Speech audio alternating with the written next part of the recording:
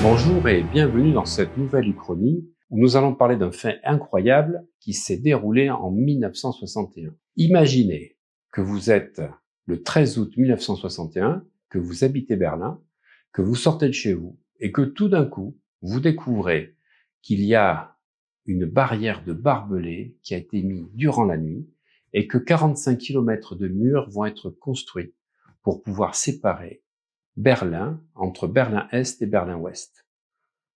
Votre famille, vos amis, qui tout d'un coup étaient de l'autre côté, sont séparés de vous et vous ne le saviez même pas, c'est apparu comme ça dans la nuit du 13 août.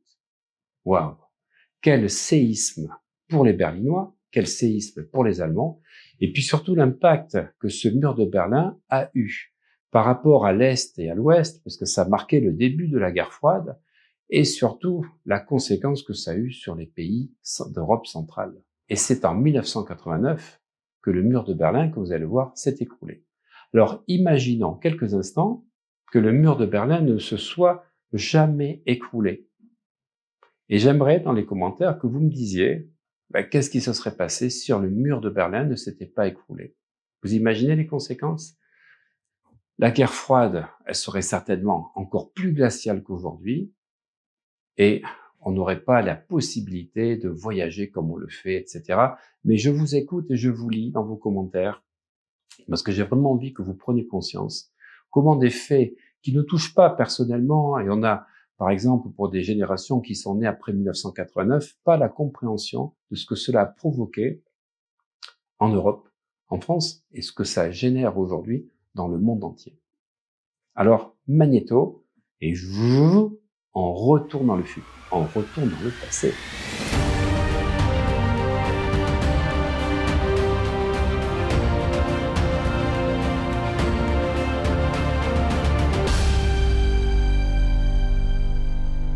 À l'issue de la Seconde Guerre mondiale, les accords vont instituer un partage de l'Europe entre le bloc de l'Ouest et le bloc de l'Est.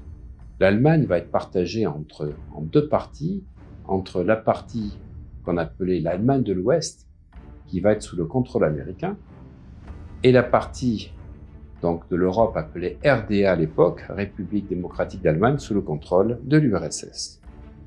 Mais le 13 août 1961, les Berlinois découvrent à leur réveil une barrière improvisée de barbelés, de blocs de béton, séparant Berlin en deux.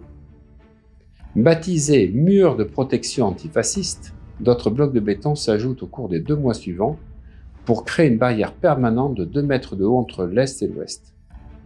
Cette imposante structure de béton, connue sous le nom de mur de Berlin, sépare les familles allemandes pendant plus de 20 ans. Mais pourquoi des mesures aussi radicales sont-elles nécessaires? La création du mur de Berlin dans la nuit du 12 août 1961 résulte des tensions croissantes entre les deux superpuissances et incarne une partie du long rideau de fer érigé entre les deux blocs. En effet, celui-ci sépare la ville entre Berlin-Ouest et Berlin-Est. En pleine crise de Berlin, des mesures comme le plan Marshall ou le pont aérien des forces alliées permettent d'aider les citoyens coincés en RFA à survivre durant le blocus de Berlin imposé par Staline de 1948 à 1949. Parmi tant d'autres lieux et monuments, le Checkpoint Charlie est encore aujourd'hui le poste frontière le plus connu de cette période de la guerre froide et incarne le théâtre de la division d'une ville entre le secteur soviétique et celui occidental. Les causes de la crise de Berlin débutent le 27 novembre 1958 avec l'ultimatum de Khrouchtchev, qui commence par environ 1 an de discussions et de débats entre les États-Unis et l'URSS sur le statut de Berlin. L'Union soviétique veut que les forces occidentales retirent leurs troupes, mais les États-Unis refusent au motif que Berlin-Ouest deviendrait vulnérable à une invasion soviétique. Pourquoi Berlin suscite-t-elle tant d'émoi? Pour bien comprendre les arguments entre les deux puissances, nous devons d'abord examiner pourquoi Berlin est au cœur des disputes. La question de Berlin met le feu aux poudres dès le début de sa division entre les puissances après la Seconde Guerre mondiale. Les arguments à son sujet dominent les interactions politiques de Staline et Khrouchtchev avec les présidents américains, ce qui permet de la décrire comme l'épicentre de la tension entre les États-Unis et l'URSS. Après la Seconde Guerre mondiale, les puissances ont décidé la division de l'Allemagne en 4 zones occupées, administrées par la Grande-Bretagne, la France, les États-Unis et l'URSS. Berlin est situé dans la zone soviétique de l'Allemagne, mais est divisé en deux. Berlin-Est, zone occupée par les soviétiques qui font partie de la République démocratique allemande communiste en 1949, et Berlin-Ouest, constitué des zones françaises, britanniques et américaines qui fusionnent et deviennent la République fédérale d'Allemagne, appelée RFA, et qui est capitaliste, et tout ceci en 1949. Le blocus de Berlin est l'une des premières grandes disputes au sujet de Berlin, 13 ans avant la construction du mur. Le 24 juin 1948, craignant la perspective de voir les alliés occidentaux unir leurs forces, la Grande-Bretagne et les États-Unis viennent de fusionner leurs zones pour créer la Bisonne et prendre le contrôle des zones à l'Est, Staline coupe l'accès terrestre des alliés à Berlin-Ouest. Cette décision n'est pas un acte de guerre, mais vise à démontrer la puissance des soviétiques en Allemagne. Les voies d'approvisionnement étant coupées, les Berlinois de l'Ouest ne disposent plus que de 36 jours de nourriture, ce qui incite les États-Unis, la Grande-Bretagne et la France à agir. Pendant un an et jusqu'à la fin du blocus de Berlin-Ouest, les États-Unis acheminent par pont aérien plus de 2,5 millions de tonnes de nourriture, de carburant et d'autres marchandises dans leur zone. Si le blocus prend fin en 1949, les tensions persistent. Cela crée également une source d'inquiétude vis-à-vis de l'URSS, prenant des décisions impulsives concernant les villes. La RFA et la RDA ne voient pas le mur du même œil. Alors que la RDA affirme que le mur sert à se protéger des fascistes occidentaux, le consensus actuel est que le mur de Berlin sert principalement à empêcher les Allemands de l'Est de fuir vers l'Ouest. Entre 1949 et 1961, plus de 2,5 millions d'Allemands de l'Est s'échappent. Pour les Allemands de l'Est, Berlin est un aperçu de la vie à l'Ouest. Celle-ci est florissante grâce à l'aide du plan Marshall qui permet la création de nombreux emplois, de bons salaires et un niveau de vie élevé. En revanche, la RDA fait face à de mauvaises conditions de vie, des pénuries alimentaires, des salaires bas et des restrictions sur les marchandises. Durant les insurrections ouvrières de juin 1953, des ouvriers se soulèvent et réclament de meilleures conditions de vie et de travail. L'armée rouge soviétique les réprime brutalement et fait au moins 50 morts. Cette réaction tyrannique met en évidence le manque de liberté à l'Est et choque les Allemands de l'Est. La fermeture des frontières intérieures par la RFA entre l'Allemagne de l'Est et l'Allemagne de l'Ouest en 1952 permet d'endiguer le flux de réfugiés. Cependant, cette tentative échoue et accélère le problème. Les gens continuent de partir par Berlin-Ouest, où la frontière Est est encore ouverte, et en 1961, jusqu'à 3000 personnes quittent quotidiennement l'Allemagne de l'Est. Dans la nuit du 12 août 1961, les autorités est-allemandes érigent un mur fortifié de 45 km fait de béton et barbelé pour empêcher les citoyens de RDA de fuir vers Berlin-Ouest et au-delà. C'est un des moments clés de la guerre froide qui incarne aussi un apaisement des tensions entre les deux blocs. Les dirigeants russes, allemands, américains, anglais vont se rencontrer à plusieurs reprises pour tenter de résoudre la crise de Berlin. En septembre 1959, ils se réunissent à Camp David, mais aucun accord n'est conclu. Un sommet ultérieur à Paris en mai 1960 échoue parce que les soviétiques abattent un avion espion américain qui survole l'Union soviétique, malgré l'interdiction préalablement établie. Le mur de Berlin va s'effondrer entre le 4 novembre et le 9 novembre 1989. Chronologiquement, le 4 novembre 1989, 500 000 manifestants se rendent à la place Alexanderplatz et réclament plus de liberté. Le 7 novembre 1989, démission du gouvernement, Egon Krenz est nommé Premier ministre. Le 8 novembre 1989, le SED entame une session de 3 jours et plaide pour un tournant politique majeur. Le 9 novembre 1989, conférence de presse de Gunther Schabowski et les médias annoncent la décision de la RDA d'ouvrir les frontières. Et le 9 novembre 1989, dans la nuit, les Berlinois de l'Est commencent à franchir le mur à plusieurs points de passage. La chute du mur de Berlin a lieu dans la nuit du 9 novembre, lorsque les Berlinois de l'Est, avertis par les médias ouest-allemands de la décision des autorités est-allemandes de ne plus soumettre le passage en Allemagne de l'Ouest à une autorisation préalable, forcent sans violence l'ouverture des points de passage aménagés entre Berlin-Est et Ouest. Les premières destructions physiques du mur commencent cette nuit même. Les Berlinois de l'Est se répandent par milliers dans Berlin-Ouest, dont l'accès leur a été interdit pendant près de 30 ans depuis l'édification du mur dans la nuit du 12 au 13 août 1961. Cela donne lieu à des scènes de fraternité et à un fameux concert improvisé du violoncelliste Rostropovitch le 11 novembre 1989 devant un pan du mur. Cette chute est le résultat des manifestations contre le régime et de la reprise d'une immigration massive affectant la RDA les mois précédents et des décisions prises ce jour-là par les dirigeants est-allemands.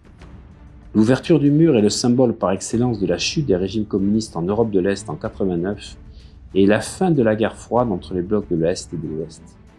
Cet événement est une étape symbolique et capitale de cette période de l'histoire récente de l'Allemagne, le plus souvent appelée Die Wende, c'est-à-dire le tournant, ou la Die Friedliche Revolution, c'est-à-dire la révolution pacifique, qui était rendue possible par la nouvelle politique de l'URSS vis-à-vis des pays de l'Est instaurée par Mikhaïl Gorbatchev depuis 1985 et qui va aboutir à la réunification de l'Allemagne le 3 octobre 1990.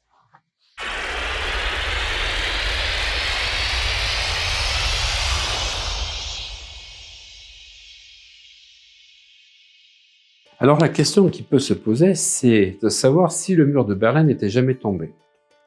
Et nous aurions une situation proche de la Corée du Nord.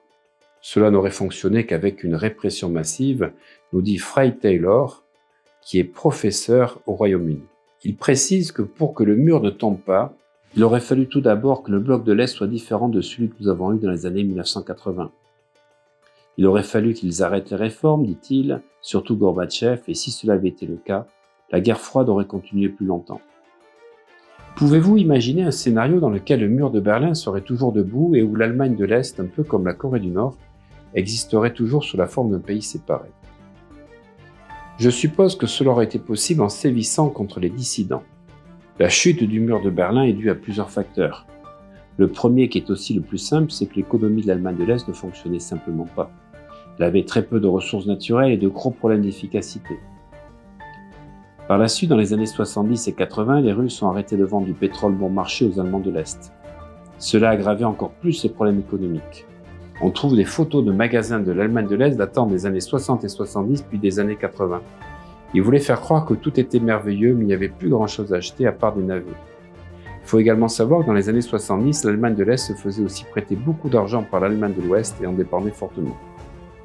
Et puis il y a eu les accords d'Helsinki que l'Est a cyniquement signés, sans vouloir vraiment offrir les libertés promises. Le bloc de l'Est voulait être vu comme tourné vers l'avenir et épris de liberté, sans toutefois ne faire quoi que ce soit.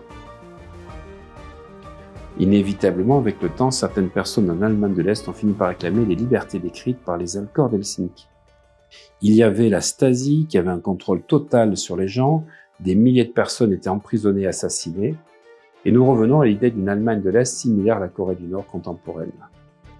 Combien de temps pensez-vous que l'Allemagne de l'Est aurait encore pu durer? Fred Taylor répond, pas plus que quelques années après 1989.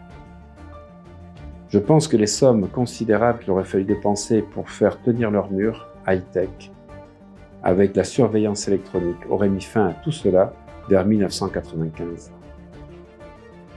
Il faut savoir que les deux pays coréens n'ont rien de tout ce qu'avait l'Allemagne à l'époque. Tout simplement parce que les relations politiques étaient cordiales entre les deux États allemands. Les retraités pouvaient, s'ils le voulaient, quitter l'Est pour aller à l'Ouest et s'ils ne pouvaient pas revenir, ce n'était pas grave. Ils étaient juste un poids pour l'État de toute façon. Pour les deux pays coréens, rien de tout ça. Si la Corée du Nord s'effondrait soudainement, 25 millions de personnes, dont certaines affamées, fuiraient à Séoul ou en Chine et chercheraient un travail ou feraient l'aumône, ce qui serait dévastateur économiquement pour ces pays. C'est pour cela que la Corée du Nord parvient à survivre. La Chine ne veut simplement pas que ce problème se développe. L'Allemagne de l'Ouest était différente, la réunification était le but recherché et elle était inévitable. Et vous, que pensez-vous? Pensez-vous que le mur de Berlin aurait pu tenir 30 ans de plus? Ou est-ce que c'était l'évolution de l'histoire, l'évolution de la conscience humaine? Merci de me mettre ceci dans vos commentaires et me permettre de pouvoir comprendre ce qui vous intéresse et qui vous permet d'avoir un regard différent sur l'histoire de notre Terre et de notre humanité. La semaine prochaine, une nouvelle uchronie.